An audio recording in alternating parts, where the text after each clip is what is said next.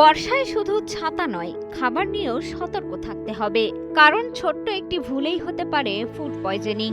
বর্ষাকালের ভেজা ও উষ্ণ পরিবেশে ব্যাকটেরিয়া, ভাইরাস আর ছত্রাক খুব দ্রুতই ছড়িয়ে পড়ে, তাই এ সময় কিছু খাবার এড়িয়ে চলাই ভালো।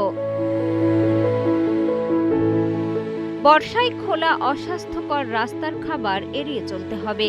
বৃষ্টি, ধুলো আর ভেজা পরিবেশে এগুলো সহজেই দূষিত হতে পারে। খাওয়া যাবে না বাইরে বিক্রি হওয়া কাটা ফল ও কাঁচা সালাদ। নিরাপদ স্বাস্থ্যবিধি না মানলে এগুলো থেকেও বাড়তে পারে সংক্রমণের ঝুঁকি। সুস্থ জীবন, সুন্দর পৃথিবী। ঘরের তাপমাত্রায় দীর্ঘ সময় রাখা বাসি খাবার সম্পূর্ণভাবে এড়িয়ে চলতে হবে, কারণ কয়েক ঘন্টাতেই জন্মাতে পারে ক্ষতিকর ব্যাকটেরিয়া।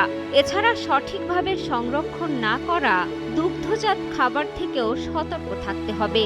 একটু সচেতন থাকলে সুস্থ দেহে আপনিও উপভোগ করতে পারবেন বর্ষার সৌন্দর্য। মিষ্টি খাতুন, কালের কণ্ঠ।